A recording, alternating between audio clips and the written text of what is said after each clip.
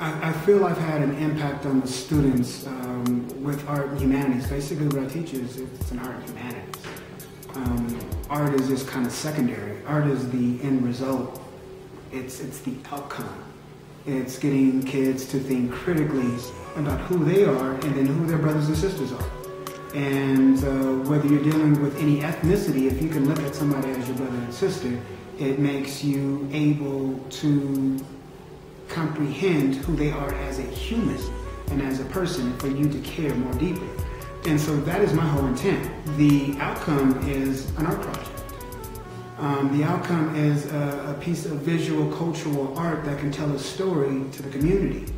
So it means a lot to me that children of color have a voice, that children of color are able to speak their mind, are able to learn about who they are. Because something is interesting when you learn, for me, when I learned about African American history, and it was something I didn't know. There's something that's empowering about that. And having Chicano and Hispanic students learning more about their culture so that I can care more about my actual student body.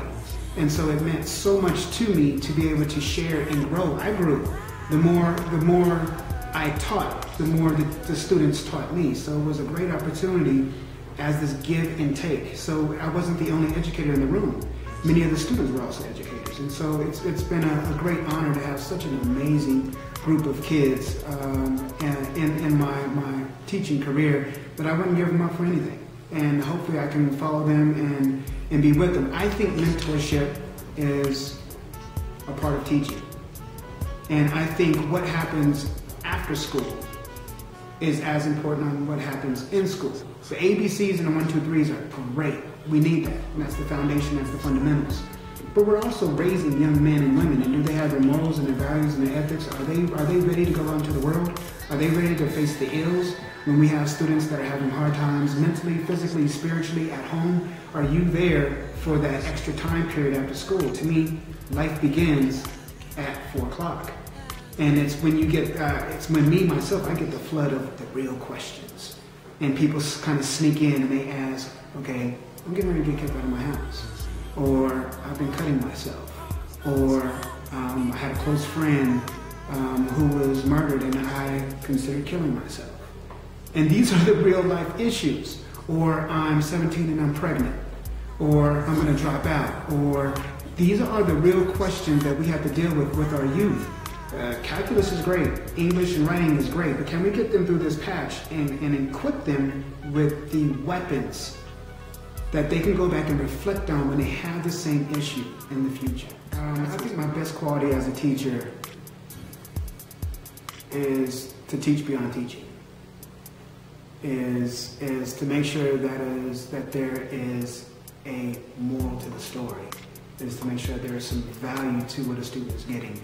It's to make a personal one-on-one connection with that student so that I care about that student. I care about that student's home life. I care about their parents. I care about what happens to them when they leave my classroom. Did you get home safe? Are you eating? Do you have clothing? It's 15 degrees. Do you have a coat? If not, here's the coat off my back. And I've done that countless times. To me, that's what teaching is. Again, I think teaching is secondary. You know, I think how you give back to your community is so important that if the kids don't see that you're involved in your community, how do they know that they are to get involved in their community themselves? Unless that's taught in the home, and many times it's not taught in the home. Giving back to who you are, to your culture, to your community is vital. One, that's the only way our cultures and communities survive. Two, that's how we pass down very important lessons to that next generation, and then we charge those young people with passing that information down to that next generation. And so that we have something that repeats itself historically. And so it's so important to me that we each one teach one, that everything that I know, I teach of, and I charge the young people with teaching it to somebody else. I don't care if it's something about photography, or I don't care if it's about how to do college, or about how to deal with relationships.